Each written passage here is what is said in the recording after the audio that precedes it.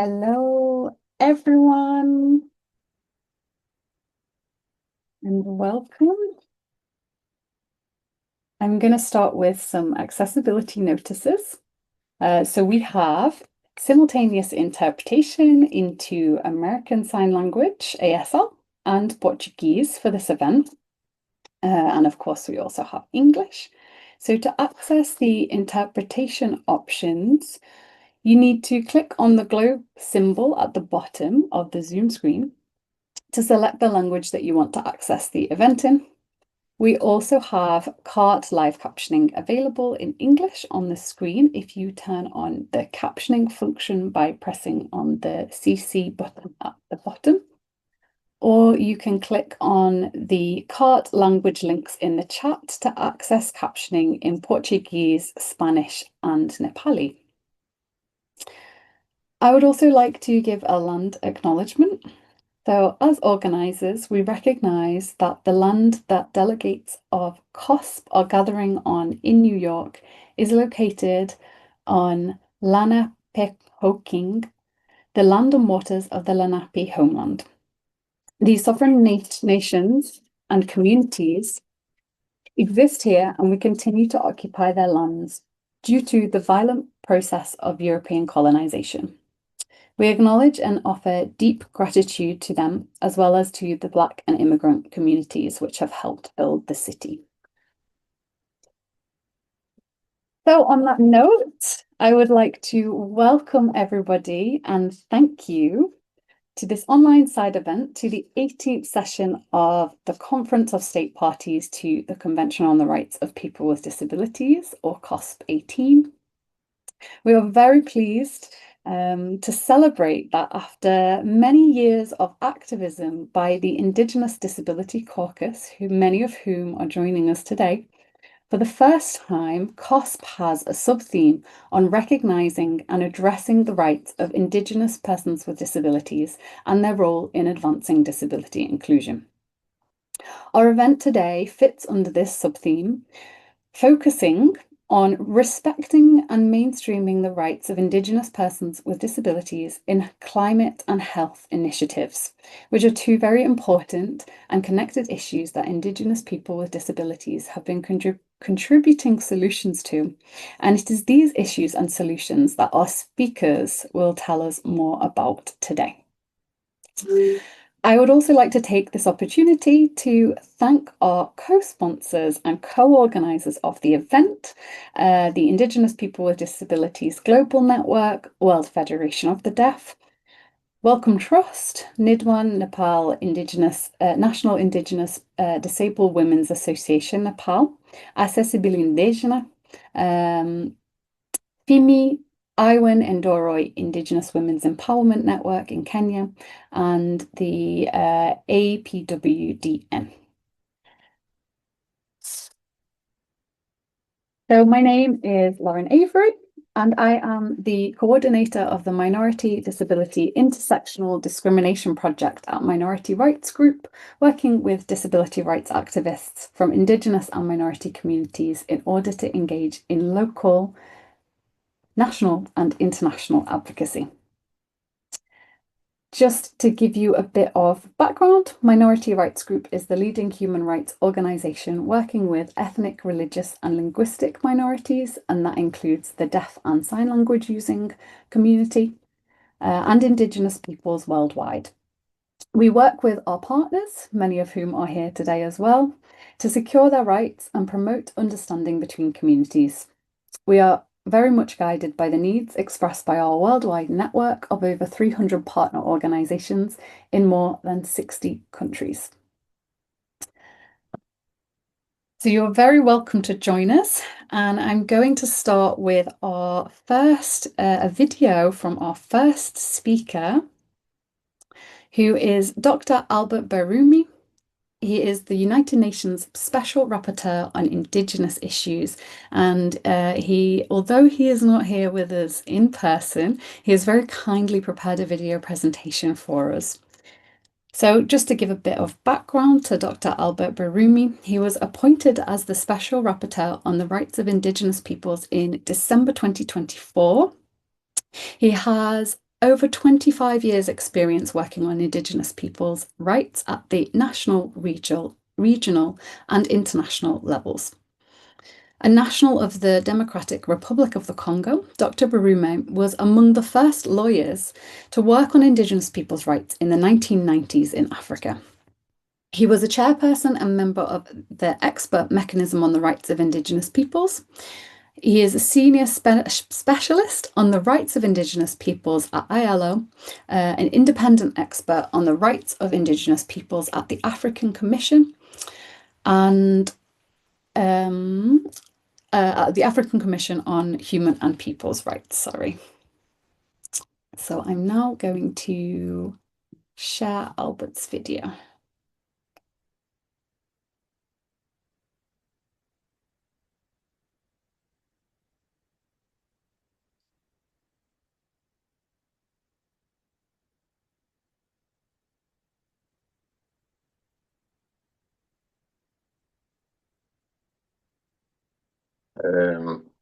Ladies and gentlemen, dear participants, it's an honor and a pleasure for me to participate in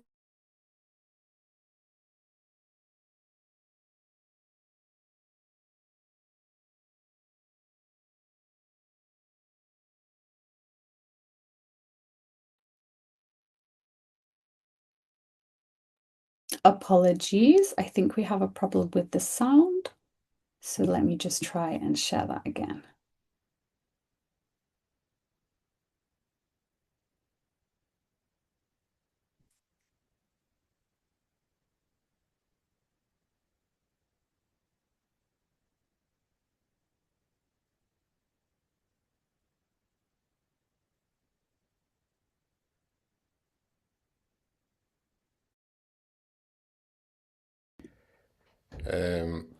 Ladies and gentlemen, dear participants, it's an honor and a pleasure for me to participate in this event of the 18th session of the Conference of State Party to the CRPD, and more specifically, this discussion on respecting and mainstreaming the right of Indigenous people, persons with disability in climate and health initiatives.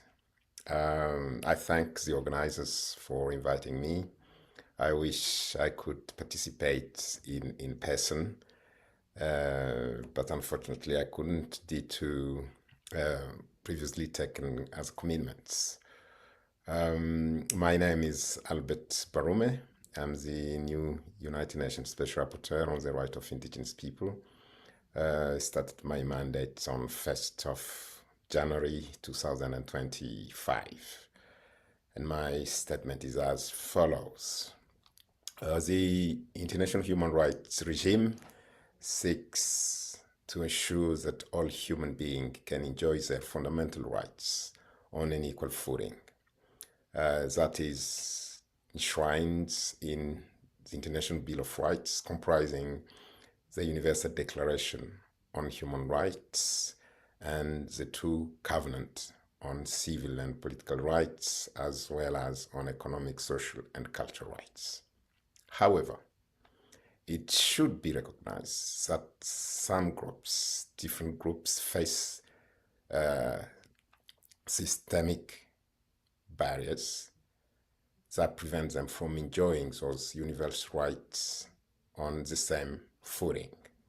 And those groups need special measures to overcome those discrimination so that they can enjoy all the rights on the same footing with their fellow citizens.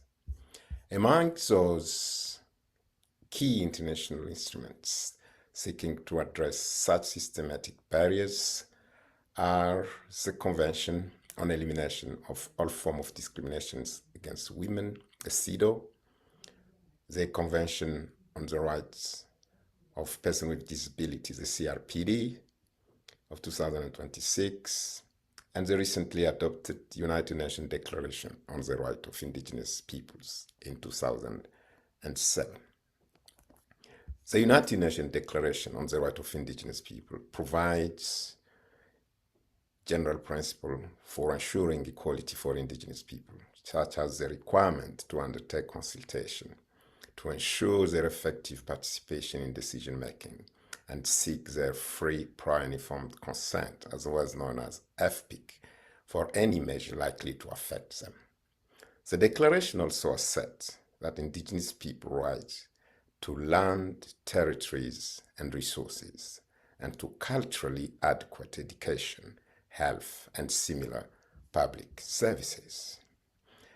The Convention on Elimination of Discrimination Against Women provides for a comprehensive framework for eliminating discrimination against women, and in recent General Recommendation number 33, the Committee on Elimination of Racial Discrimination Against Women provides guidance to states on their obligation under this convention in relation specifically to the rights of Indigenous women and girls. The CRPD is an equally important and comprehensive framework seeking to eliminate discriminations against persons with disability, with the view to ensuring they enjoy all fundamental rights on the same footing with other people. These are the three human rights key international instruments that, if read and applied jointly, can help us understand and address the intersecting pattern of discrimination that Indigenous persons with disability, and in particular Indigenous women and with disability, do face. As newly appointed UN Special Rapporteur on the Rights of Indigenous People, I'm particularly grateful to my predecessor, Francisco Cali, who dedicated one of his last reports to the Human Rights Council in 2024 to the theme of Indigenous persons with disability. I recommend you all to read this excellent report, but let me just highlight a few of its main findings, conclusions, and recommendations. One of the key findings of my predecessor's important report is the sad reality that Indigenous peoples have disproportionately more persons with disability compared to the national society they form part of. In Australia, for instance, the number of Indigenous persons with disability is nearly 3 times higher than in the general population.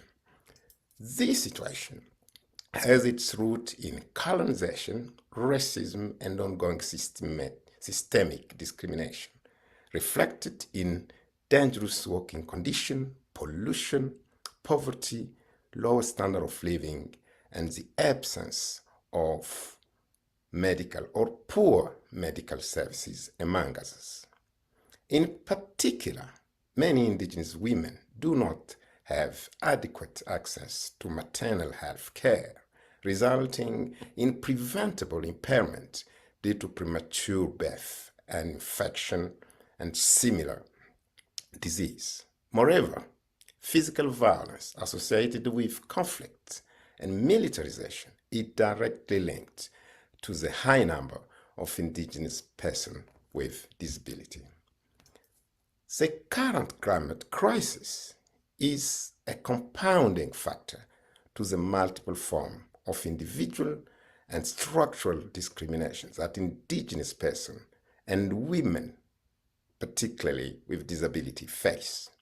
While Indigenous people have contributed the least to global warming, they are among those affected the most by its consequences. Climate change profoundly affects food systems, social patterns, economic opportunity, housing, and add an additional layer to the vulnerability of already marginalized Indigenous peoples. My predecessor 2024 report made a number of key actionable recommendations, including to the Committee on the Rights of Persons with Disability to develop a general comment on the right of Indigenous persons with disability in close consultation and cooperation with Indigenous people. Such general recommendation will not only help guiding state and other actors, but also help Indigenous persons with disability raise the visibility and the consideration of their particular situation within Indigenous society. Should the committee decide to act on this recommendation, I make myself available and ready to work collaboratively and support their work so that the general recommendation can help Indigenous people and more specifically Indigenous women and girls with disability. I thank you.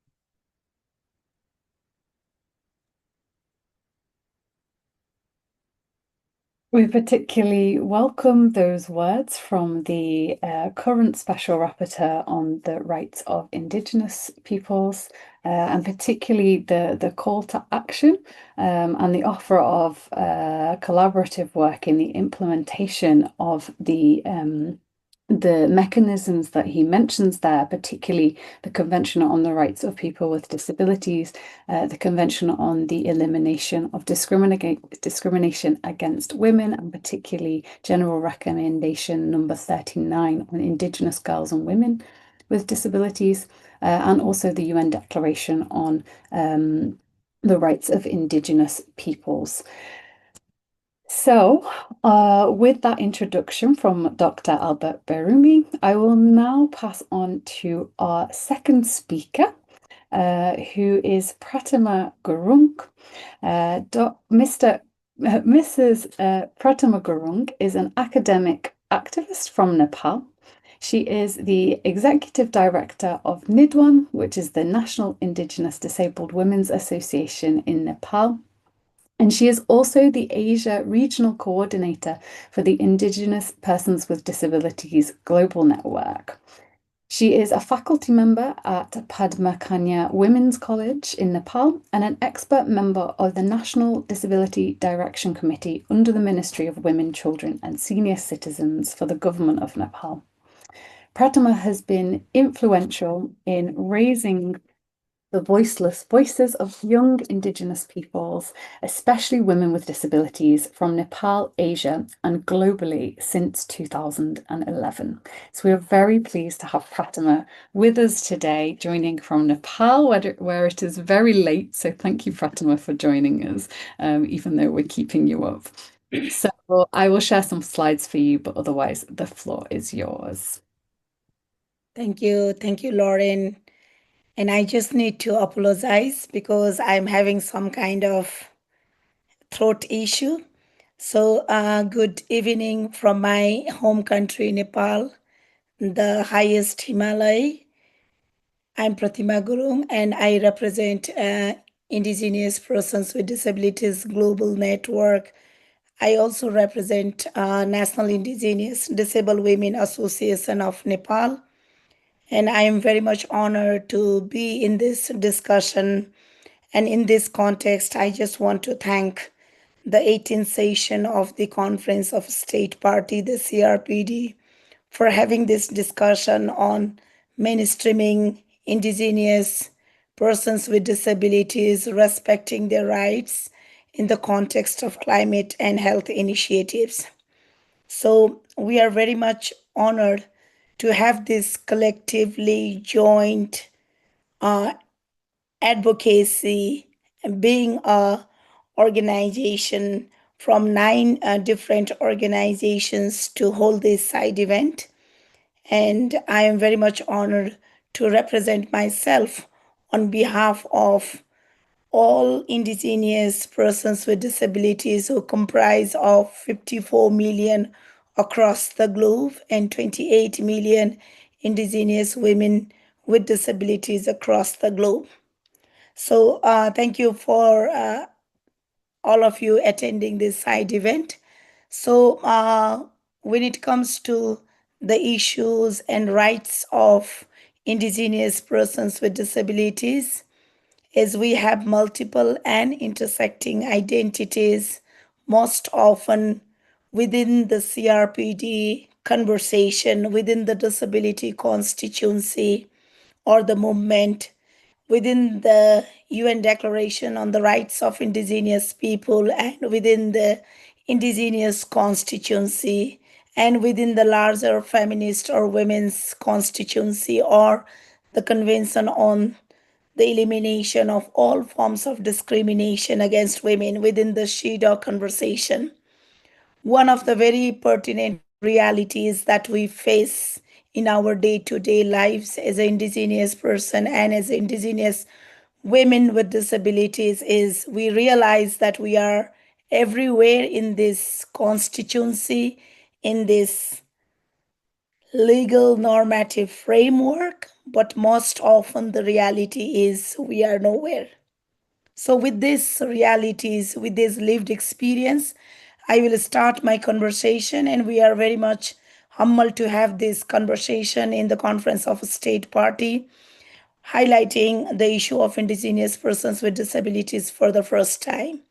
So, if you look at the total global population of indigenous persons with disabilities across the globe, we are 54 million indigenous persons with disabilities and 28 million indigenous women with disabilities, and among them 45 million live in Asia Pacific region with vulnerability, poverty, exclusion, and climate crisis. If you look at the prevalence rate of disability among indigenous communities, the data shows that it is 2 times higher. It is 2 times higher due to number of regions, and among the number of regions, working condition, lower standard of living life, poor quality of public services, medical services, including poverty, and many other numerous reasons are there for the higher rates of disability within the indigenous communities. If you look at this context and relate to my home country, that is Nepal, we are 1.3 million indigenous people with disabilities who comprise of 40% of indigenous peoples in my home country who are living in poverty, isolation, and exclusion. And that is the reality of most indigenous person with disabilities. And we face multiple and intersecting forms of discrimination, violence, and abuse that is related with our individual and structural discrimination. And most of the time, the public services are very much limited, and access to justice becomes a question to most indigenous people and primarily indigenous women and girls with disabilities. The marginalization is very much echoed with our undocumented. Without research and evidences, our voices are most often unheard. When we look at this climate conversation that is happening at the global level, we know that the climate change threatens the life of all people. But when it comes to primarily indigenous persons with disabilities and indigenous peoples, we know the climate change exacerbates in the rural areas, leading to the health issues, violation of the human rights, loss of the ecosystem, exposure of the pollution, natural disasters, higher rates of injury and death, inaccessible communication in our mother and local language, inadequate and inaccessible evacuations plans and shelters, including lack of accessible transportation, becomes one of the issues related with indigenous persons with disabilities.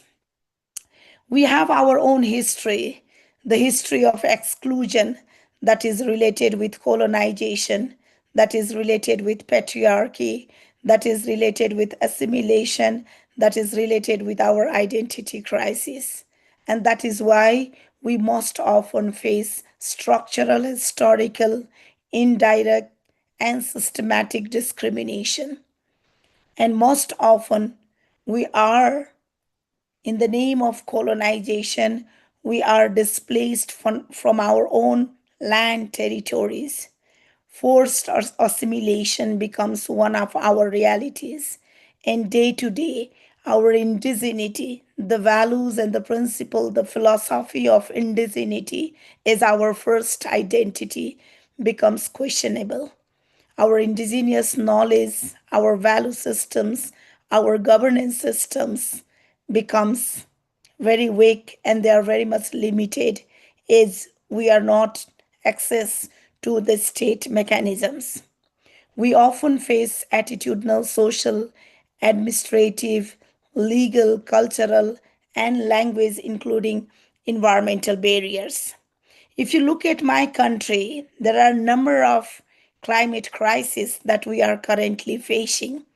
We have drought, we have rising temperature, we have avalanche, we have heat waves, hurricane, floods, landslide, heavy monsoons, fires that affects all people, including persons with disabilities and primarily indigenous persons with disabilities.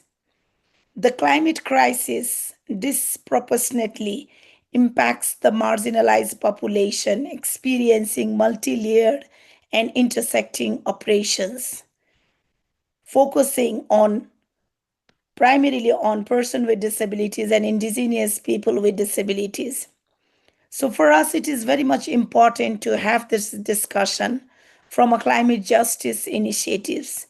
It is very imperative to understand how these multiple layers of oppression arising from the forces that include ableism, colonialism, patriarchy, and capitalism that interact and cause distinctive forms of multiple and intersecting discrimination in our daily lives. It is very important today to understand these forces that we develop effective and inclusive climate solution. And when we talk about effective and inclusive climate solution, in my country, this has not happened. The conversation has not started because we are still facing threatening life and also the violation related to our rights to health, life, food, water, and our human rights for our future generation. So it's very complex and it's very diverse, I would say.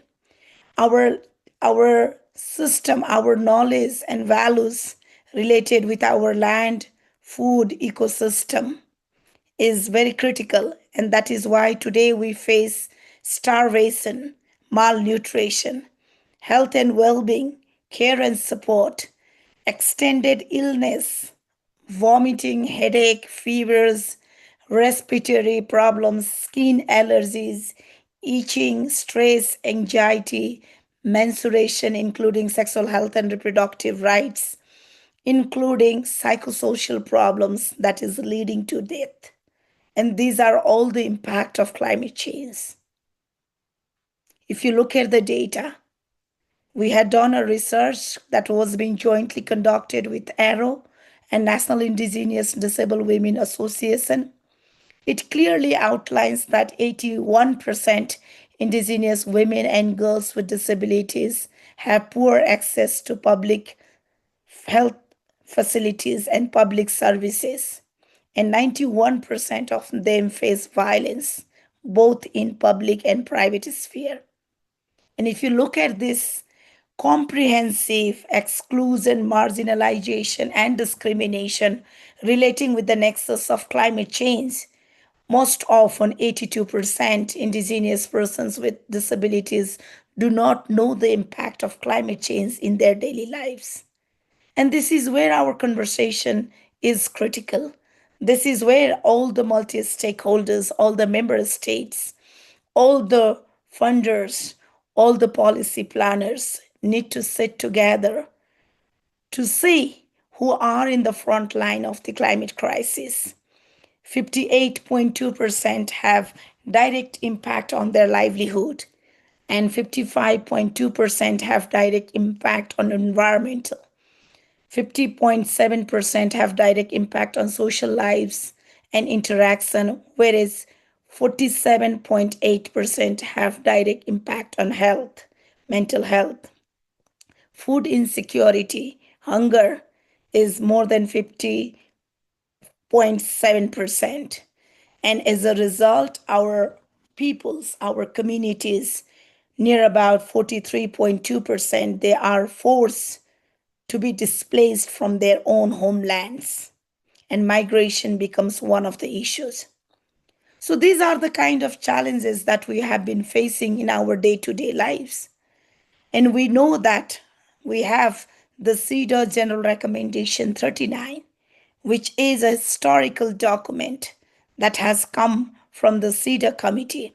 And it has more than 50 references for the first time in the history, focusing on Indigenous women and girls with disabilities directly and indirectly, looking at the intersections.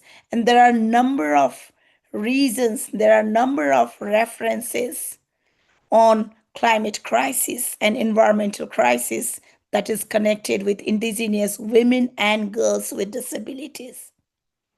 This normative framework clearly outlines about ensuring, protecting, and promoting the rights of Indigenous women and girls with disabilities.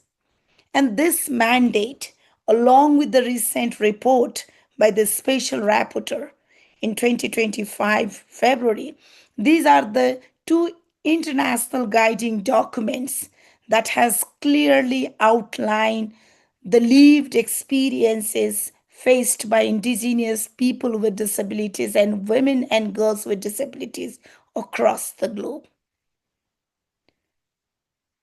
The reality is critical. The lived experience is complex. It is in multifaceted time. It is in multifaceted aspects.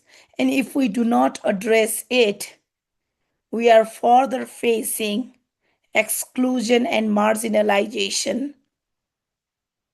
And that is leading us towards death. And we do not have any history.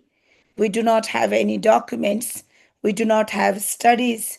We do not have any information that is made credible, that is made truth, that validates from the state mechanism. And this is where we are facing crisis at this level. With this note, there are a number of gross human rights violations that is happening to Indigenous people and primarily Indigenous people with disabilities in my country.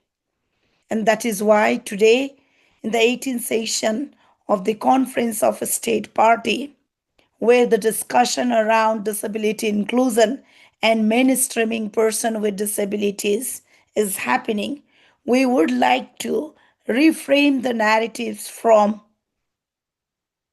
underrepresented groups. So, representing ourselves as a underrepresented groups, we Indigenous people with disabilities are looking for quality and equitable, accessible, easy and inclusive intercultural health policies. Many of the health policies, many of the health measures are not qualitative. They are not in our indigeneity values and principle. Most often, they are not from an intercultural perspective. And this is where we face the challenges related with our collective rights and individual rights. That is why today we are demanding, and there is a need for the disability inclusive intercultural climate action with programmatic intervention dedicated to Indigenous persons and women with disabilities. At the country level, the member states have the mandate to implement the concluding observation of the CEDAW, the CRPD, and the implementation of the CEDAW General Recommendation 39 at the national level. When we talk about leaving no one behind, it is equally important that we have an adequate policies and programs that is targeted for Indigenous persons with disabilities so that they are not left behind. We are equally demanding a broader human rights framework that clearly outlines Indigenous persons with disabilities in all the documents from an intersectional framework, integrating the cultural, collective, and linguistic discrimination and the challenges that we face in our daily lives. And when we say all these realities, it is critically important for us to be on the table, to formulate the policies, because we are affecting, our lives are being vulnerable. But we would also like to admit, we would also like to claim and assert that we are not only problems to the crisis, we are also equally important as a solution to the key to this crisis. We have different solutions as indigenous people, as indigenous persons with disabilities. And this is where it is very critical for us to be on the table to discuss about the issues that impacts our lives, that impacts our lives to date, and that impacts our gross human rights violation that is happening in our day-to-day lives. So it is very critical to have meaningful and effective participation at all levels. And when I say all levels, in all the programs, in all the policies, the disaggregated data by ethnicity is must. It is critical and it should be mandatory. That is why today, since we live in the intersections of gender, disability, and indigeneity, we also demand for the cross movement collaboration, a collective synergy to respect our values and principle of indigenous people with disabilities in this whole climate conversation from the global to the local level. So I urge all the member states, all the multi stakeholders, and to all the participants who are listening to this side event to collectively join hands together to ensure and to mainstream indigenous people with disabilities in all spheres of life so that they can also equally live a dignified life as all person with disabilities and all human beings. Thank you.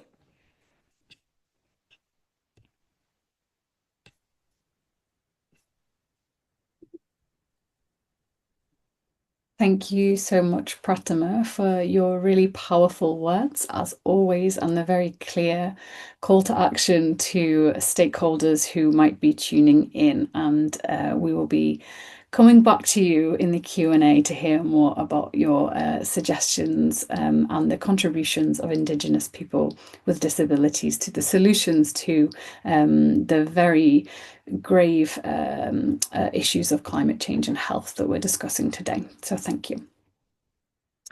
So from South Asia to South America now, we are moving on to our next speaker, who is Miss Pamela Molina. She is Chilean and is currently the World Federation of the Deaf Executive Director. She participated in the drafting process of the United Nations Convention for the Rights of Persons with Disabilities and has over 15 years work experience in the international human rights field. She holds a master's in disability studies from the University of Illinois in Chicago. She is a recognized advocate and speaker on disability rights, linguistic rights, and minoritized group rights. She has also published several articles on these matters. And Pamela will also be showing a video from a partner, and the video will be from Cynthia Huanca Ortiz, who is a member of the Indigenous Deaf Women's Communities at the Bolivian Federation of the Deaf, FEBOS. I will just read a short biography of Cynthia, who is not here in person, but will share her testimony via video. Cynthia was born in 1986 in the beautiful municipality of Santa Ana de Yacuma in Beni, Bolivia. She is a professional in beauty and cosmetology, an Indigenous woman and president of the Association of the Deaf of Santa Ana de Yacuma, a leader and activist of the rights of the deaf in her municipality. So, Pamela and Cynthia, the floor is yours.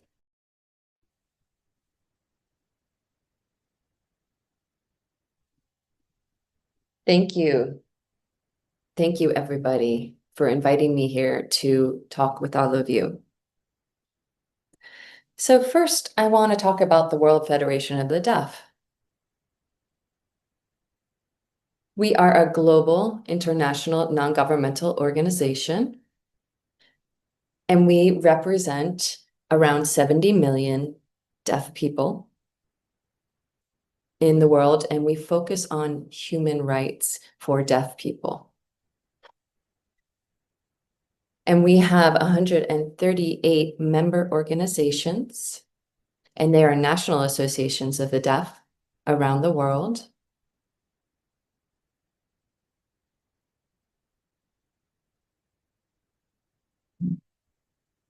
And we don't have enough data on deaf people. And so we really want to understand the experience of deaf people because this is missing from this lack of data. So we want to know how many deaf people use national sign languages, are signing deaf people around the world, and we don't have this information. And that is very important to understand. And we need this to change policies and influence programs and policies through this data and to change and advocate for human rights for deaf people. So the World Federation of the Deaf has supported deaf-led research and data collection on deaf people because we're missing this information in this data. So this is why. Very few deaf people are included in surveys, general surveys, but also disability-focused surveys. And the reason for this is because surveys often don't include national sign languages. So censuses and surveys are missing that deaf cultural aspect and are not gathering data on deaf people.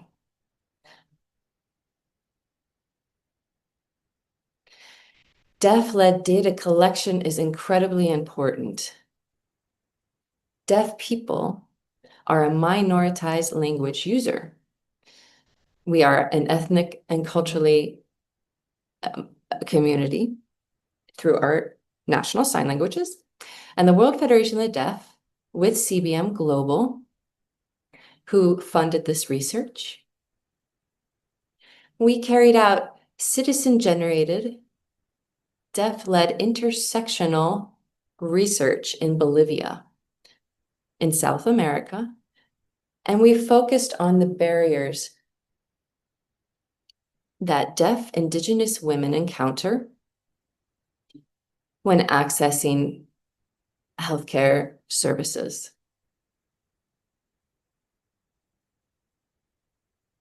The data collection was empowering, powerful, and important. These deaf women shared their stories of being left behind, of their intersection of being deaf, being Indigenous, being sign language users, so minoritized language users, and also being women.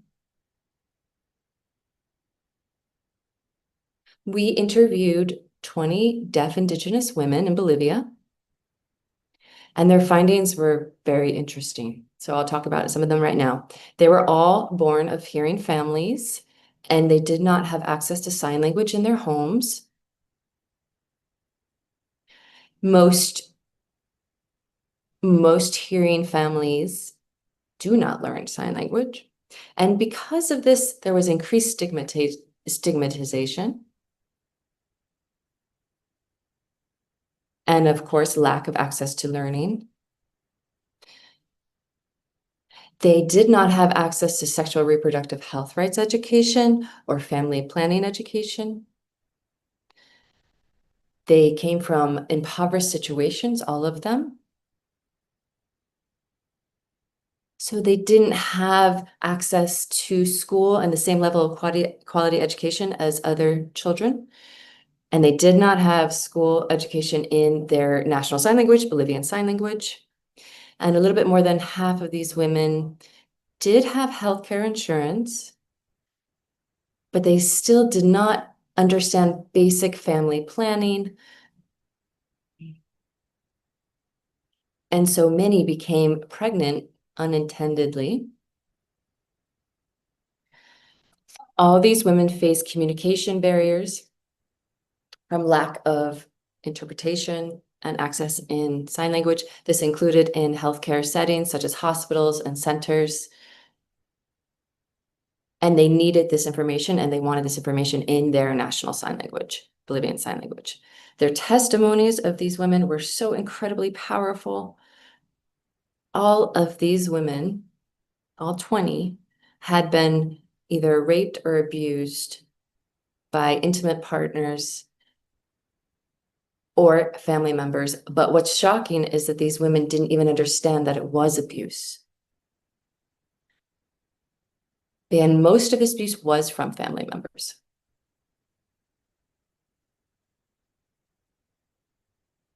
There was a lack of information on healthcare information for these women. So these women didn't have information on when they were sick and other situations. There was stigma and oppression and marginalization for these women that they encountered. Again, looking at this intersectionality of disability, indigeneity, and gender, and lack of sign language access caused this.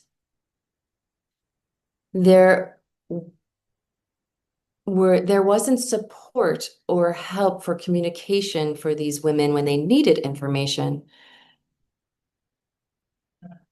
It really depended, these women had to depend on their friends and family to get healthcare information. If they had to go to hospitals, if they needed to make appointments, they had to rely on friends and family members.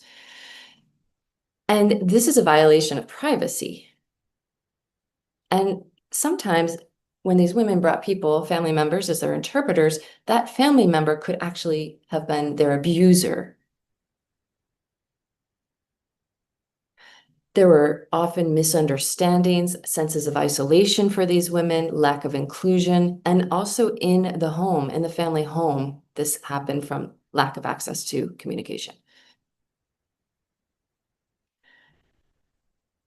All of the women who joined, all the deaf Indigenous women, they were very eager to learn and get more education on sexual reproductive health rights. They wanted workshops on this. They wanted to understand this through their sign language, Bolivian Sign Language. And they wanted this to really understand and get they wanted also this shared for cultural understanding and deaf awareness through Bolivian Sign Language. Also, this was a very good example of citizen data collection. This data had never been collected before. It was new data, so it's quite important. So we really needed this data. This data was important to highlight the barriers that these deaf women face. And so then we can affect policy change in Bolivia. Some recommendations that came from this are to provide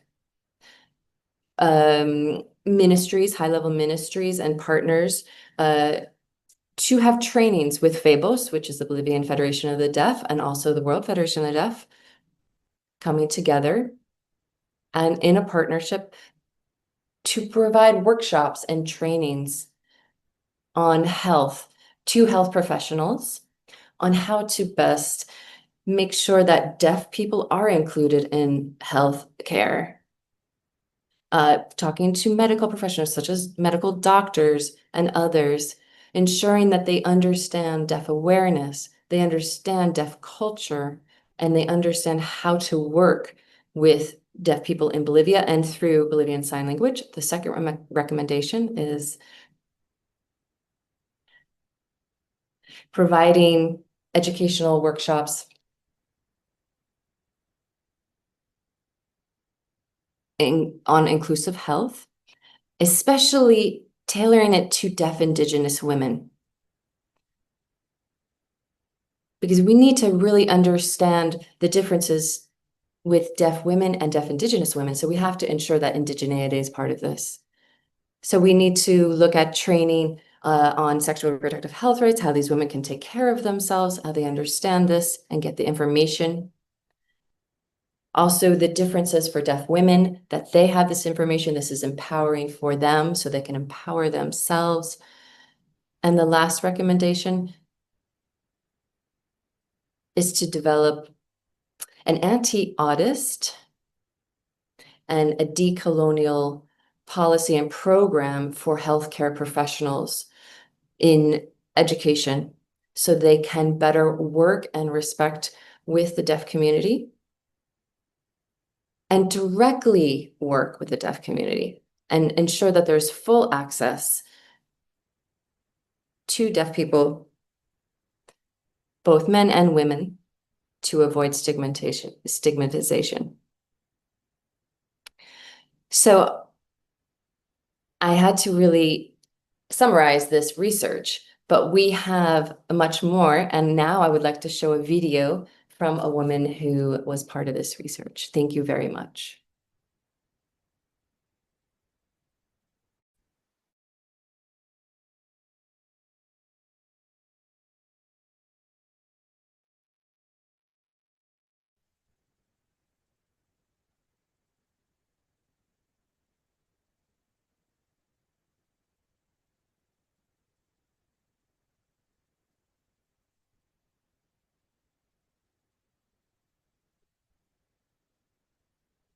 Hello, my name is Cynthia.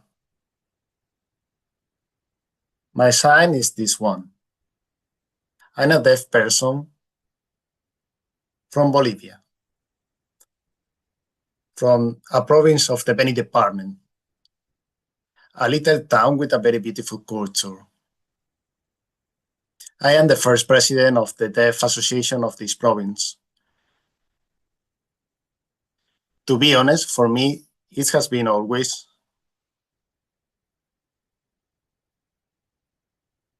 very frustrating not being able to access help. Doctors and nurses ignore access. It is very frustrating for me. Sometimes I brought my mother to the doctor and I wanted to explain to them that I was deaf, and they told me, wait. I see this happening often. Pregnant women, sick people, suffer this same challenge, this same pain. Doctors ignore our need to access health. One pregnant woman died, and that is what I have seen. Meanwhile, we are at our homes. To be honest, I did not know about sexuality. I did not know how children were born. I traveled thanks to the training of the World Federation of the Deaf. And thanks to the training of Kautemok and Sasa, we learned very much. Things that I did not know about sexuality, a new topic for me, and I'm very thankful. Coming back to my region, I started to train and teach in Santana and try to improve the situation, but we still have that lack of access. Thank you.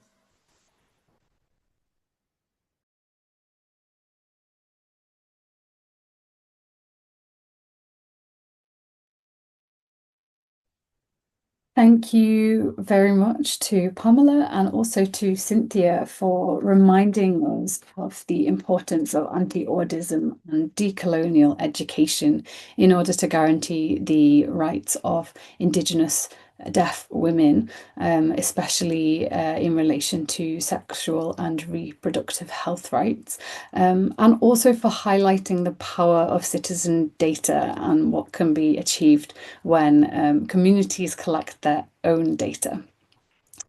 So I would like to introduce our penultimate speaker now. We have 2 speakers left to go. I'd just like to remind the audience and welcome if you have joined us not at the beginning of this session.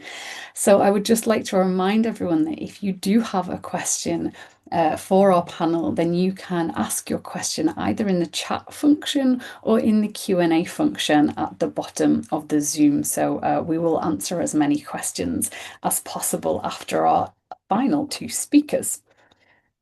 So our next speaker is joining us from Brazil. Siena Guarajajara is an Indigenous member of the Tentejar Guarajajara people from the Pentecostes village in the Canabrava territory of Brazil.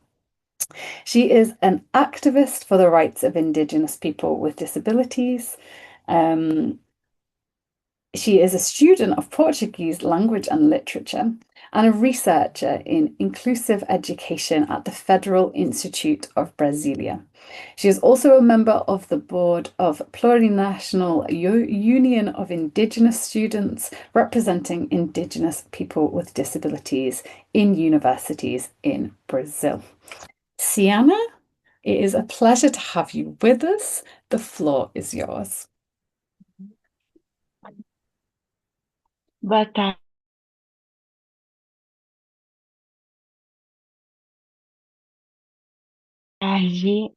Como o Lauren, né, já fez a apresentação, para mim realmente é um prazer estar aqui. Espero que todos estejam me escutando bem.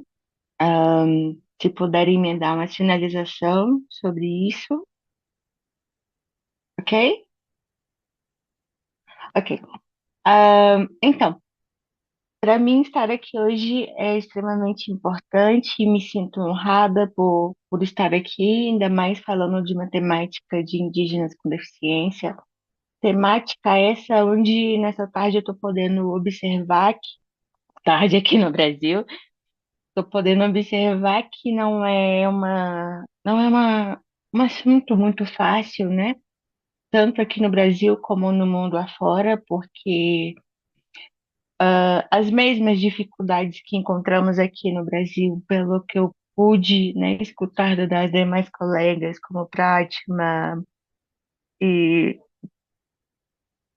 e a outra colega que acabou de falar, são as mesmas que passamos aqui. E então, assim, falo eu como uma mulher indígena com deficiência, tenho paralisia cerebral, saí do meu território muito nova, muito pequena, ainda ali com 1 ano de idade, em busca, né, de melhorias em relação à saúde e educação.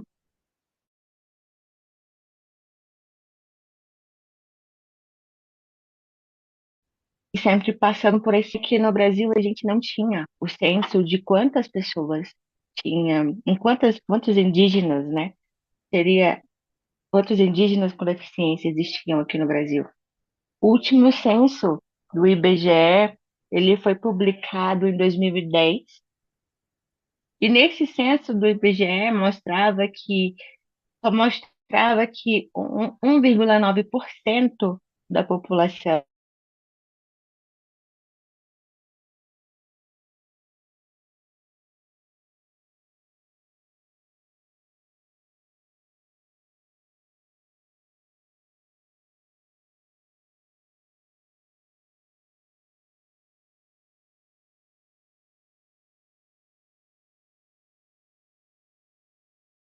Lauren, me escuta? Yes, we can hear you. You're back. Please continue, Siena, when you're ready.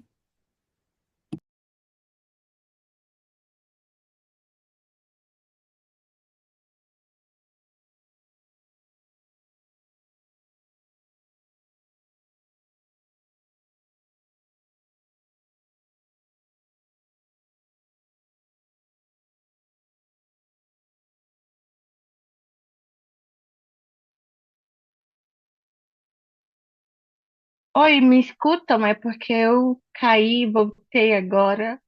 Ai, Jesus. Lauren, me escuta? Pode me escutar? Yes.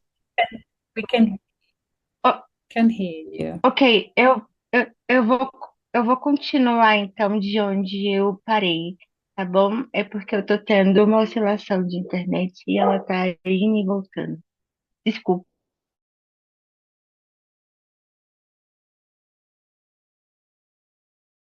gente.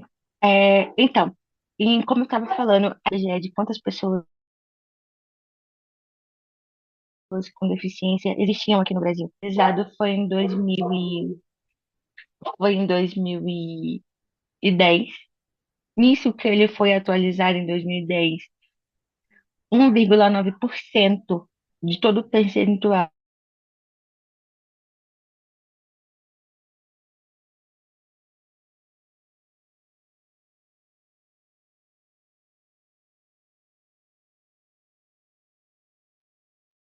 Gente, eu não sei por que é que o meu vídeo ele tá reiniciando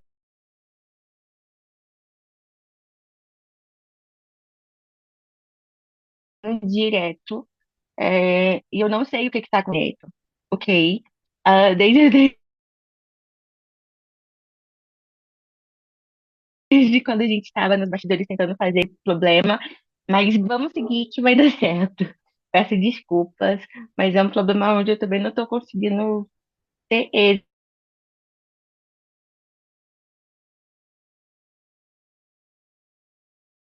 aqui com ele, eu não sei por quê.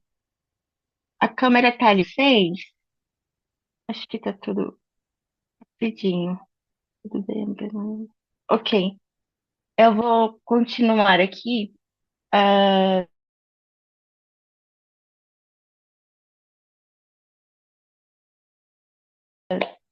vamos lá que vai dar certo. Mostrou que em 2010, a quantidade da população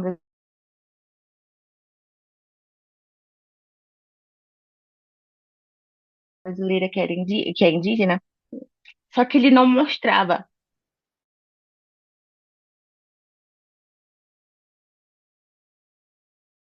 o quanto tinha de pessoas indígenas com deficiência. Ele só mostrava censo.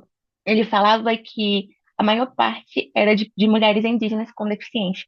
E isso foi a única vez que foi citado essa questão, né, tendo esse recorte de quantas pessoas das mulheres indígenas que eram com deficiência. E na sua grande maioria era deficiência física e deficiência visual. E nisso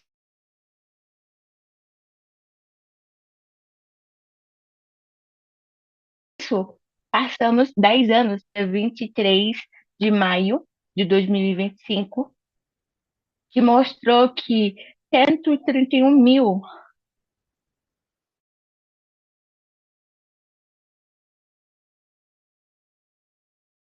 da população indígena, indígenas com deficiência. Porém, a gente não teve um recorte. A gente não sabe, a gente só sabe essa numeração que aconteceu agora pelo censo, e também a gente tem noção de como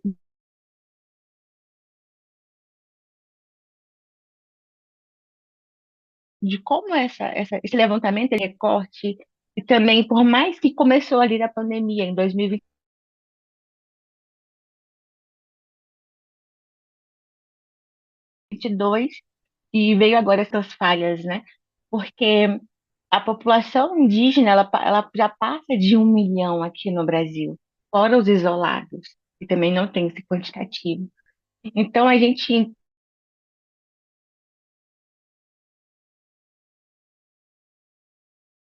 entende que esse censo, que indígenas com deficiência existem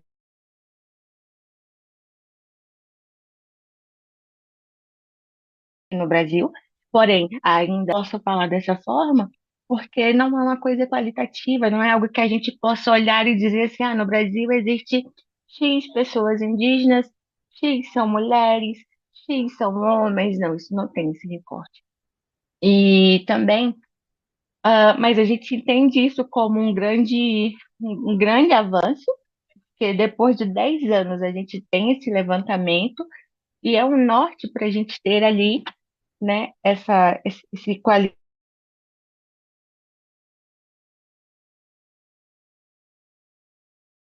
qualitativo um pouquinho assim da nossa visão enquanto indígenas, porque tratam a gente como se fosse o invisível do invisível, como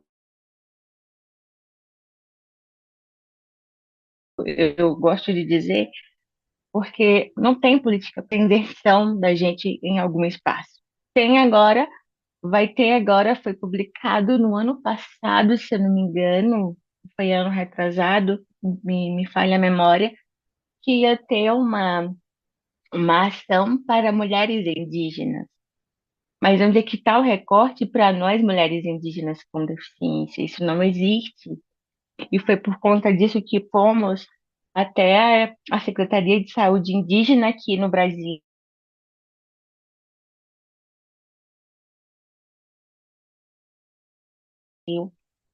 Conversamos com o secretário. Veio uma devolutiva falando que ia fazer esse levantamento, né? Falando que ia dar para gente um pouco mais de política pública, mas até agora a gente não vê nada. Entra governo e sai governo, a nossa situação ela continua na mesmice, a mesmice de não ter política pública. Fomos para o ATL agora também. O ATL é uma mobilização que tem todo ano, já faz 20 anos essa mobilização aqui no Brasil, e que é o acampamento Terra Livre. Lá também discutimos pela primeira vez a temática do indígena com deficiência, também fizemos também essa provocação sobre nós, mulheres indígenas com deficiência. E foi quando falaram que iam fazer um levantamento, né, fazendo esse recorte de pessoas, fazendo também de gênero e por aí vai. E estamos esperando, porque assim, até agora a gente só está no papel. A gente já está cansado do papel, a gente quer ver a prática, né? A realidade é essa, porque foi mostrado o censo também agora que na sua grande maioria as pessoas com deficiência elas não ocupam,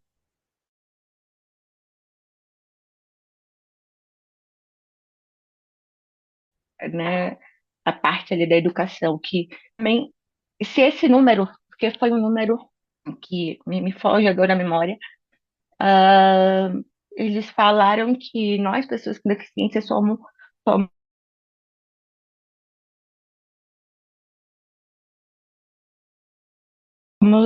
o público que não atinge, né? Que quando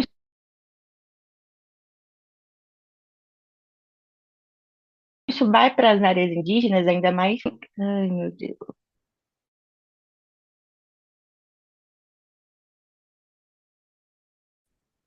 Me escutam? Oi, eu caí de novo. Ah, tá. Voltei. Ah, quando se fala, né, dessa questão da educação,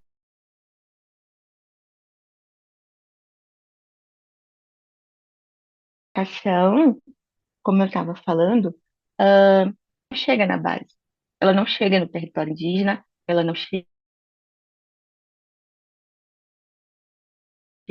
ela não chega. Hoje, estamos passando aqui no Brasil pelo um momento muito complicado, porque estamos lutando contra o projeto de lei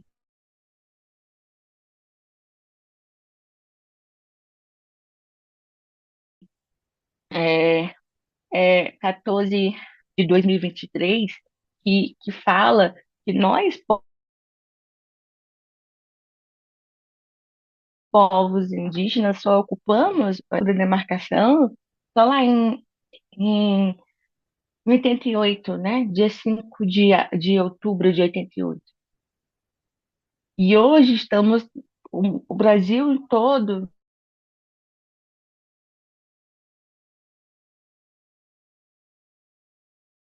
na sua terra, né, nos seus, né, políticos aqui do Brasil, para ver se isso é barrado, porque se isso passar, né, aqui no Brasil,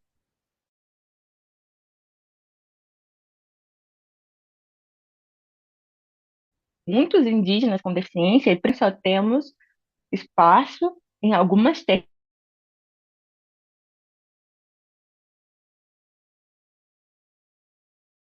que foram homologadas Aí vai ter um outro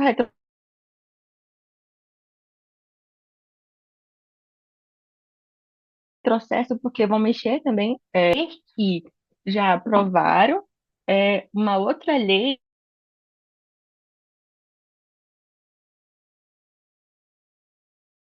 que foi a PE de 2021, que dá licenciamento para desmatar, para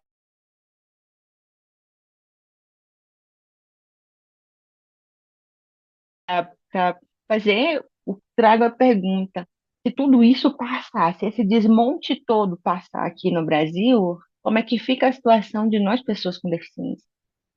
Porque essas discussões, como o Pratima bem colocou no começo, né, de sua fala, sobre questões climáticas, sobre questões ambientais, nós, pessoas com deficiência, eu digo por mim também, aqui do Brasil, a gente começou a entrar nesses espaços agora.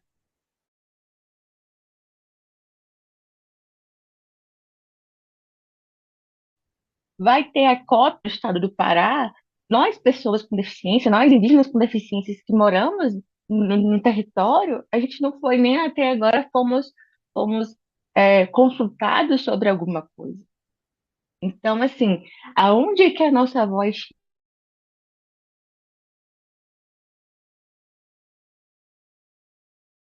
chega?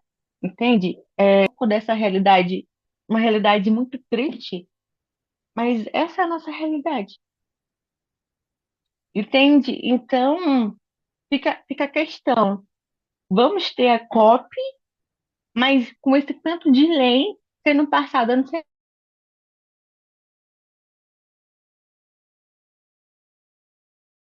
Senado. Hoje, lutando contra a lei 14.701. Se isso passar, a Constituição não vai valer de nada. Vocês me entendem? E quando se traz para as pessoas indígenas com deficiência, a nossa voz é a última a ser ouvida.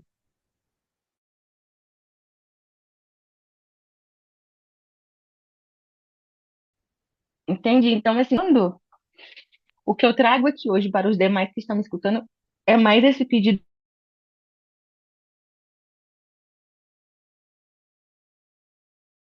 realmente também de socorro, tenhamos direito a viver no nosso território.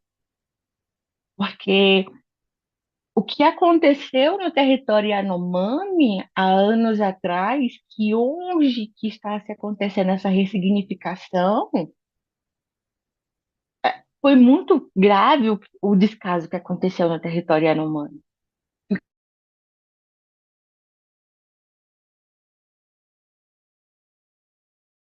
Que ainda acontece, que está acontecendo nas águas que correm ali pelo território Yanomami, isso agravou muito mais para termos o quantitativo de pessoas indígenas com deficiência aumentado, entende?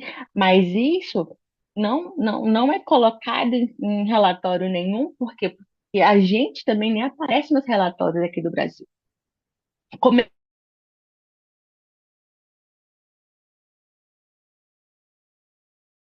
Começamos a aparecer em algum relatório, entes com deficiência, começamos a nos mobilizar e a falar na rede social o que estava acontecendo, porque antes disso nem se falava de indígena com deficiência. Era como se nós aqui no Brasil a gente nem existisse. Então, assim, falar de COP em um ano que está sendo crítico para a gente é apenas fazer da COP aqui no Brasil uma copy só para mostrar mesmo, mas a realidade é que a gente não tem amparo de ninguém. Gente, eu precisei sair da minha área para ter acesso à educação e à saúde, entende? E assim, e outras pessoas agora também que estão passando pelas mesmas situações. Tem gente aqui que não tem nem um CID, não tem um laudo, não tem direito à escola, não tem direito à saúde realmente, sabe, eficaz, porque a gente não tem direito nem a viver aqui no Brasil. Eu comecei a dar voz, a levantar ainda mais a minha voz, porque nós indígenas com deficiência somos somos somos os invisíveis dos invisíveis. Aí eu comecei a levantar essa questão,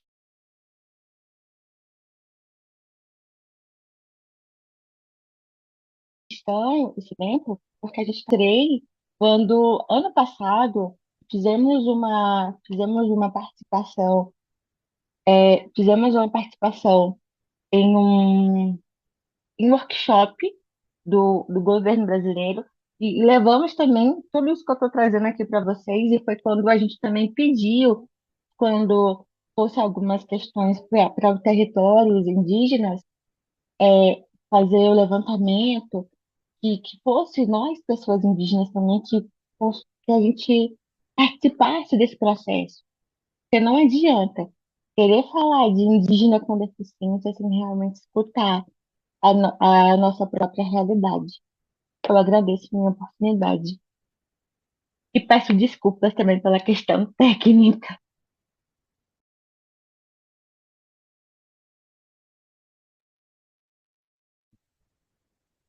Thank you so much, Sienna, and thank you for your patience in dealing with the connection issues. It was fine. We got your message loud and clear. So thank you very much for your call to action as well, and your call to help specifically, and highlighting that Indigenous people with disabilities need to also be in spaces such as COP30, which will take place in Brazil this year, as well as spaces like COSP, which is of course what we are doing now. So perhaps some of the people listening will take up that call for action and call for help. So we now move on to our final speaker before we move to the Q&A session. And it is my great pleasure to introduce Christine Candy, who is joining us from New York, where she is attending COSP. So please do reach out to her if you are also attending COSP in New York. Christine is an Indigenous woman leader from the Ndoroi community in Kenya and director of the Ndoroi Indigenous Women's Empowerment Network in Kenya. Christine is a powerful advocate for gender and youth equality, inclusion of Indigenous people with disabilities, inclusive climate solutions, and disaster risk reduction. She is a member of the Kenya Indigenous Women Council, Haki Jamii, and has won multiple awards for her work, including most recently from the Kenyan National Diversity and Inclusion Awards and Recognition. So congratulations to you, Christine. That award is very well deserved. So the floor is yours, Christine.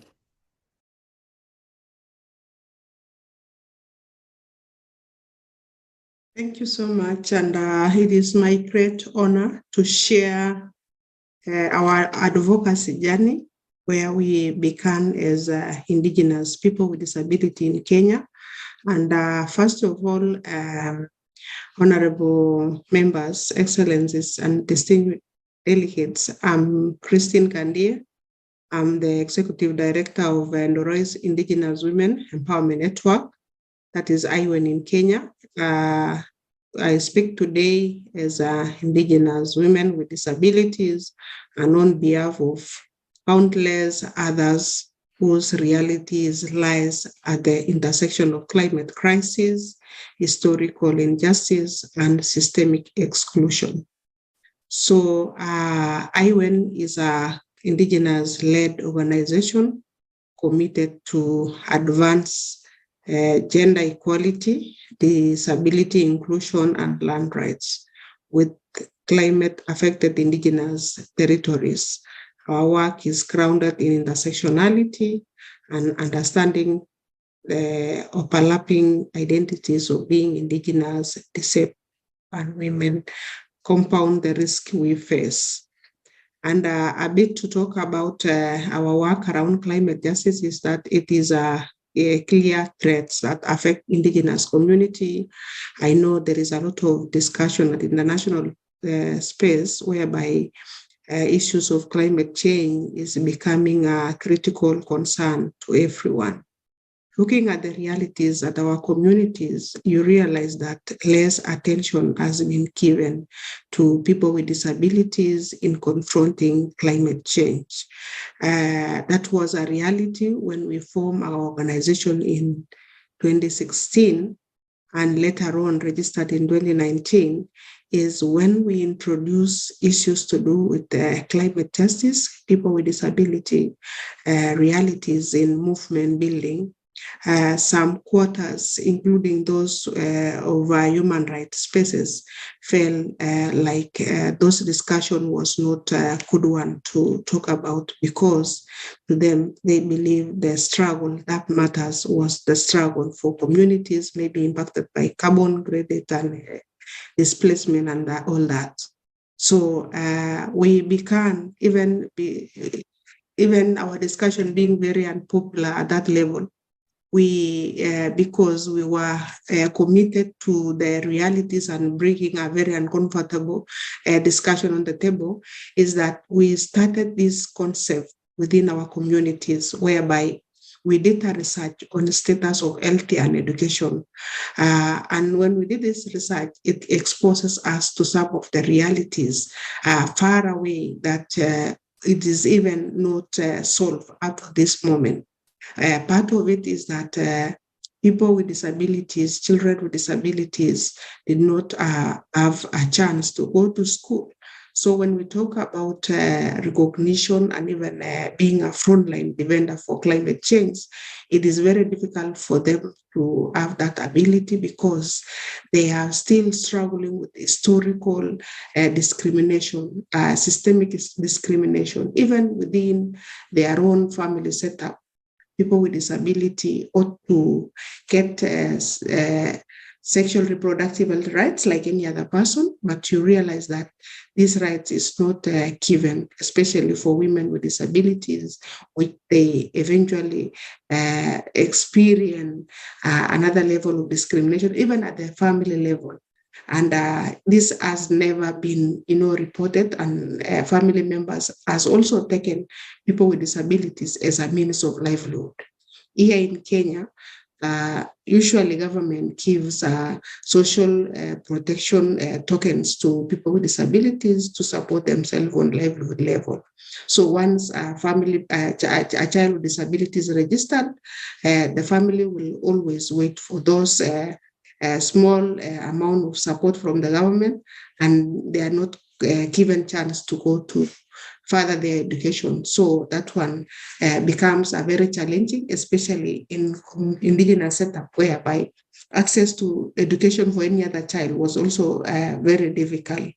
I'm also bringing in the voices of Indigenous people with disabilities of Kenya through the network of Indigenous people with disabilities that UNDRIP Indigenous Women Empowerment Network is hosting, being an Indigenous intersectional organization in Kenya, is whereby we form a loose network that could support our work, amplify our voice, and give us a greater ability to challenge some of the systemic discrimination from our communities, not only from our communities, including even from the government through the county government of Kenya. So the loose network already covers 6 counties, and we have impact on training and providing a safe space for ourselves, because we know climate change has added another burden to ourselves. So our lesson that is to work closely among ourselves, discuss some of the realities that climate change has given us, discuss some of the disaster risk reduction modalities that was offered by our communities, and maybe try to document them and share it among ourselves, because it is the first thing that is going to save our life as Indigenous people and strengthen our resilience to have more capability to overcome climate-related disasters that is most often we are confronted by.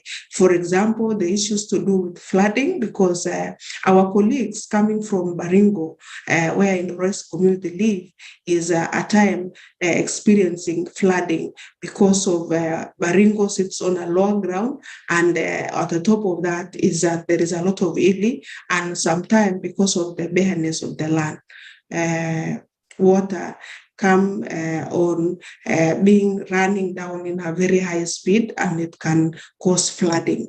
So we have developed disaster risk reduction modalities on how Indigenous people with disabilities can avoid being vulnerable to such situation. We have also tried to document our realities on even how to maybe diversify our livelihood by encouraging people with disabilities to utilize available resources to strengthen their adaptive capacities, or even to understand how climate change can increase their vulnerabilities, and maybe explore the available opportunities on how to strengthen their voice. So we have given ourselves an opportunity whereby we can voice those realities in a common voice. So how do we do that? Is we've already engaged ourselves in a training, and so far we have trained more than 300 Indigenous people with disabilities, including organization of people with disabilities from the 5 counties. And some of the realities is that we have seen those leaders of people with disabilities in Kenya advocating for climate-related and even confronting some of the policy or even some of the actions that exclude people with disabilities. This voice is very strong, and this voice needs to be supported, and this voice has a very core reason of being at the table. We have had a phrase that says, nothing about us without us. So it is us who are giving the way. We understand that the policies of this world was made by people who did not consider diversity, because to them, they view as a complete, even when people with disabilities were not there. So we understand, again, as a country, for a long time, we've been operating using policies that was last reviewed in 20 years ago. So 20 years ago, without any review of policy, means it is discriminating the realities of people with disabilities in Kenya. So as an organization and even as a network, we've tried to ensure that we are at the forefront advocating about the key critical concern and special issues coming from Indigenous people with disabilities. So we are happy that as an organization, apart from spearheading issues to do with community, we are able also to unveil specific component that touches on Indigenous people with disability. So, and on the same is that in response to climate change, we have this network called Indigenous People with Disabilities Alliance of Kenya, IBDAK, and in response, AUN established this network and platform as a national platform connecting Enorois, Maasai, Samburu, Okiek, Sengwer, and Turkana, and other Indigenous persons with disabilities from the 6 counties that I have mentioned. Through IPDAK, we are building leadership among Indigenous people with disabilities. We have also documented community-based strategies for climate adaptation and accessible health care. We have also advocated for inclusion in national climate and conservation policies, which is also a very critical issue for us, Indigenous people with disability. We have engaged with duty bearers to co-design solutions that respect free, prior, and informed consent and uphold the rights of Indigenous people and people with disabilities. And finally, a call to action is that we call on state parties and international partners to recognize climate and disability nexus and invest in inclusive healthy infrastructure in Indigenous territories. we also need to support intersectional indigenous-led network like IPDAK. And then, of course, we look forward into fund disability inclusive adaptation plan that reflects the lived realities, not just a technocratic framework. So, and finally, in our tradition, we say land remembers, and it is also stories of our struggle, our resilience, and of all, it is very important to bring people with disabilities at this. So thank you so much for the opportunity to speak. Thank you so much, and all the way from New York as we connect for the real work tomorrow. Thank you.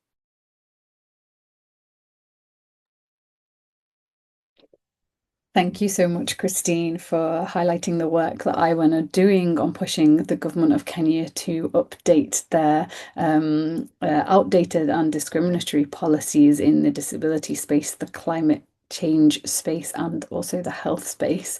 It's really important that you are bringing these areas together and illustrating the really important contributions being made by Indigenous people with disabilities networks in Kenya.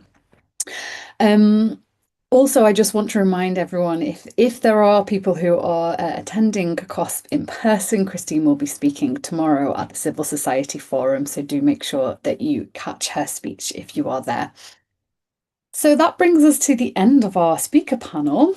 We do have some questions in the chat and also in the Q&A function. So thank you very much to all our participants for contributing and for giving your time for us tonight, and also for asking questions to our speakers.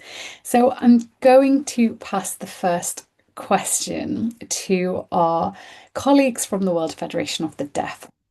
Unfortunately, Pamela has had to leave us as she has another commitment, but we are joined by Susanna, who's also from the World Federation of the Deaf, and she is going to answer the question that has come through to us, which comes from Rebecca Aberg. Hi, Rebecca. Thank you for joining us. So the question is, are there examples of policies that have been updated since deaf women in Bolivia began their advocacy? What methods are being used to advocate with government officials for policy change in addition to the trainings mentioned? For example, have they had in-person meetings, held events, spoken with candidates for elections during the electoral periods to raise awareness, etc.? So over to you, Susanna, to say a few words on that, if you wouldn't mind.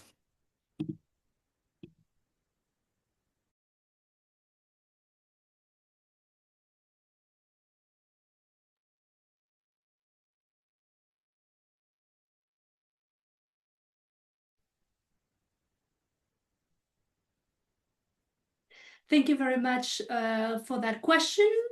I hope everyone can see me okay. This is Susanna speaking.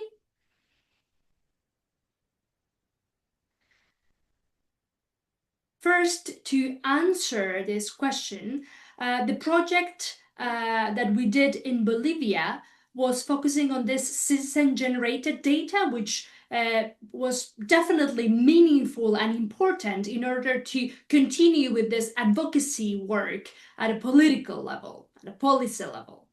So after the workshop that we conducted in Bolivia, there were meetings with government officials, also with the Embassy of Bolivia.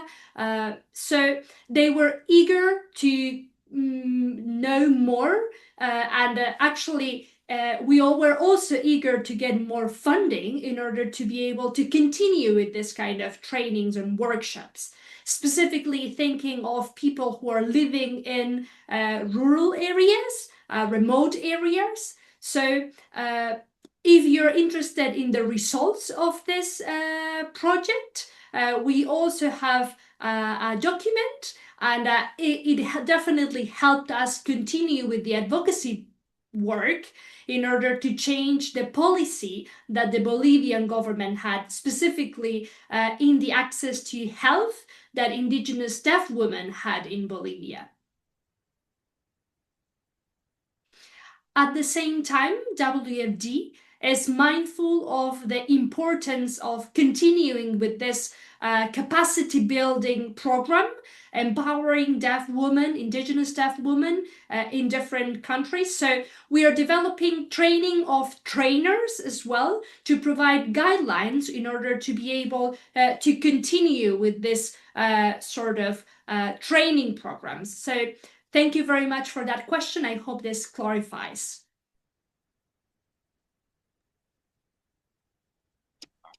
Thank you so much, Susanna, for that excellent answer, and so fantastic to hear about the work that you have been able to do and what you've been able to achieve with this work and advocacy that is ongoing. Please do share the link in the chat to the reports and to the World Federation of the Deaf website where participants can find more information, because it's so important, this work that you've been doing, and then we can share. Great, so we're going to move on to the next question, and I'm passing this question to Sienna, all the way over in Brazil. And this question is coming from Australia, so from the other side of the world. And it comes from our very good friend, Dr. Scott Avery. And he says, thank you for the presentations. I'm a deaf and Indigenous professor doing public health research with Indigenous disability communities. There is a struggle to get the data on health issues that affect us to gatekeeping, and the efforts of our communities are taken up in trying to survive the latest natural disasters, either bushfires or floods. What are some of the ways that we can pool our knowledge resources to make a difference at the local level? And I would like to bring Sienna in to answer this question in a few words, if you can, Sienna. Thank you.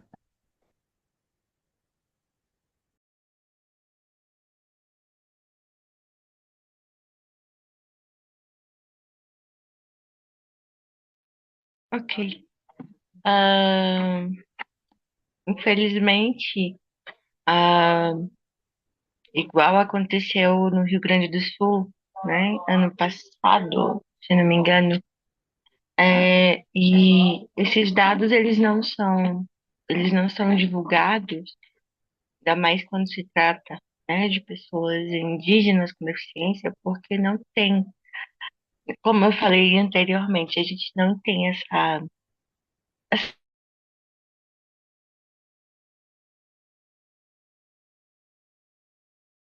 busca realmente aqui em acontecimentos.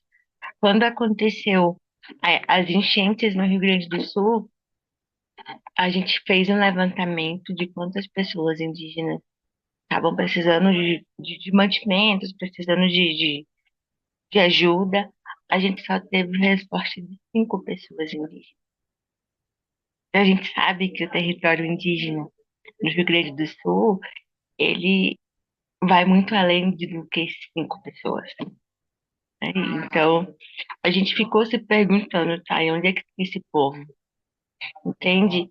Porque, assim, nós,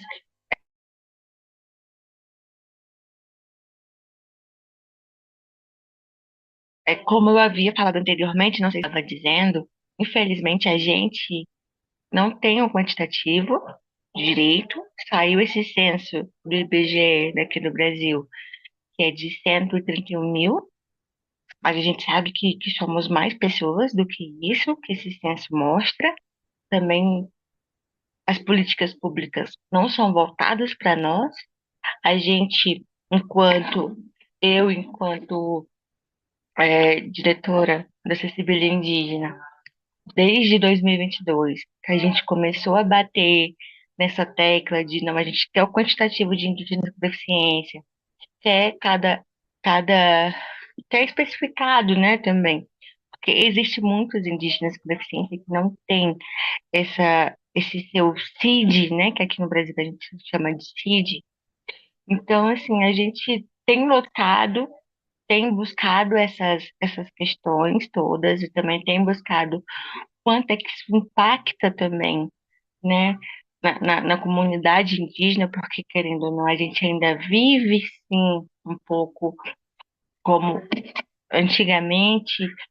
Também existe um pouco desse preconceito ainda também, porque a gente entende que não é por falta de amor que o pessoal tem, né, que o familiar tem o ensino indígena, a gente entende que é a falta realmente de conhecimento do assunto, né, de pessoas indígenas com deficiência. Então, a gente passa por esses atravessamentos aqui no Brasil, a gente passa por questões onde o governo também não quer olhar para a gente, por isso que a gente tem batido desde 2022 na tecla que a gente quer realmente um qualitativo, um quantitativo de indígenas com deficiência, mas trazendo recorte, porque assim a gente vai saber mais ou menos o que realmente está acontecendo com a população. E quando se trata dessa questão, da questão climática, né, e tudo que envolve questão de meio ambiente e tudo, a gente tem falado sobre isso também nessa questão de, não, a gente também quer estar nessas mesas de discussões, porque isso impacta primeiramente nós indígenas com deficiência, porque tudo o que aconteceu no Rio Grande do Sul impactou diretamente nas comunidades que ficavam ali perto, né? Em relação a rios, em relação a tudo que aconteceu sobre as barragens. Então, foi tudo de uma forma muito complicada. E a gente sabe que existe mais do que 5 indígenas com deficiência que até hoje passam por alguma dificuldade ali no território. Mas esse número, ele não é publicado porque não existe uma busca por por esse, por esse indivíduo. Então, aí a gente entra, né, e pedindo, a gente tem pedido isso também para o governo brasileiro, para ver se isso venha a ser pelo menos um pouco ressignificado para nós. Não sei se consegui responder tua pergunta, mas de conhecimento que tenho até agora sobre isso, tudo que tem acontecido e o que tem chegado para nós enquanto indígena, esse é o cenário.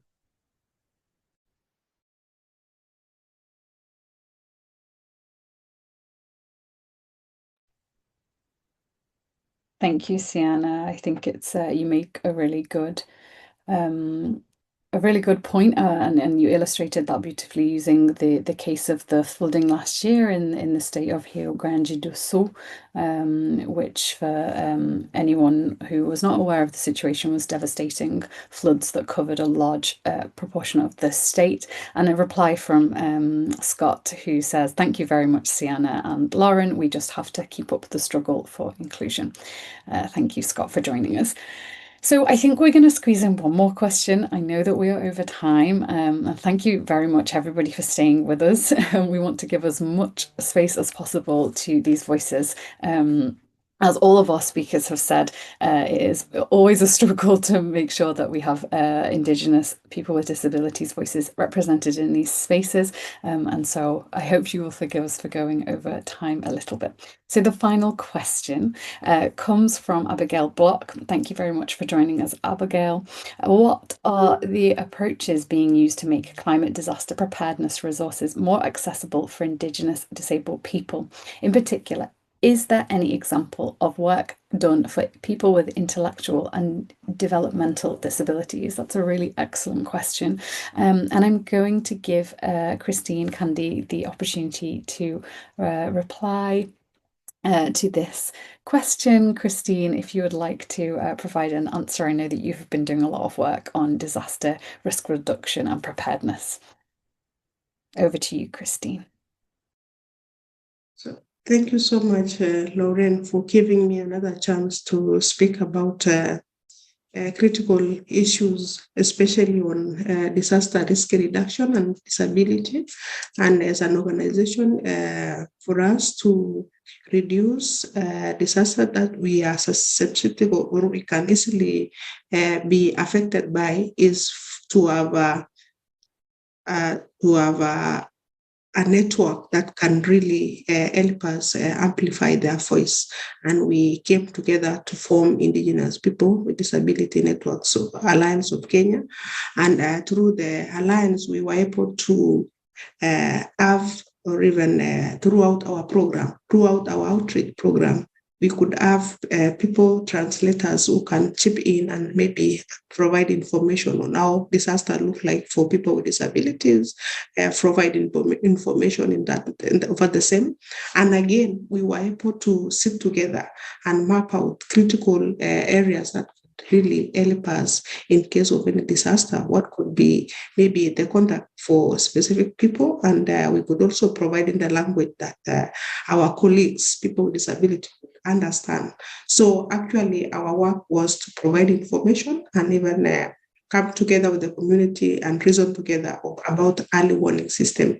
And the most important part of it is working closely with the authorities, the local authorities there, so that they could also provide critical issues in terms of even a policy change advice to the government. So actually, that is how we've worked together. And apart from that, we've been able to document indigenous disaster early warning system for ourselves. And we could also bring people with disabilities on board when we are documenting, when we are doing such work. Being an inclusive organization, we ensure that throughout our work, we always have people with disability being part and parcel of every other engagement we have in our community. So people with disability are being integrated, unlike before, and they are also part and parcel of documenting our own early warning system. And we ensure that all disability people are also participating in this process without any discrimination. So if it is about information, we provide the translators who could also provide information in the language that they could understand.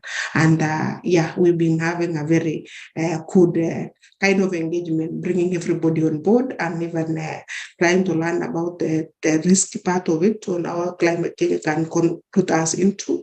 We have also provided a common solution, including even our best way to diversify our own livelihood to mitigate on those climate-related disasters that we can easily fall into. We have also, together with other community members, strengthened our own identity, being indigenous community. So that is information that I can provide in regards to how we have navigated on disaster risk reduction and some of the practical work we have done at the community level. Thank you so much, Sister Lauren. Thank you so much, Christine, for that answer, and just a little bit of information of the amazing work that IWIN is doing, similarly to other partners, which is taking a holistic approach to work such as disaster risk preparedness and early warning systems. I think that's really important, and we've got a lot to learn from the ways in which that you are working in your communities to form community-led solutions. So that brings us to the end, very sadly, of this webinar. I know that other people have got engagements after this as much as we would like to stay with you and continue these discussions, but this is not the end, of course, of these conversations. We're hoping that we will continue to build our network, talking about the importance of building these networks across our partners, Minority Rights Group, with our other partners who are co-sponsors of this event, and also you as participants in this event. You also form part of this very important network. So thank you so much for joining us. Thank you to all of our panelists. I know some of them have had to leave already, but we really appreciate the continued collaboration of all of our partners and with all of you who've been able to join us here today. Please stay in touch, keep watching all of the social media and websites. We regularly publish articles and events, not only on our website, but also the websites of our partners as well. So please do follow the co-organisers and the speakers from this event today. And thank you all for coming. I would like to also say a special thank you to Sarah, Natalie, Elizabeth and Leah as well for their help with interpretation, and to Antonio for his help with tech support. Thank you, everybody. Good afternoon, good evening, or good night, depending on where you are.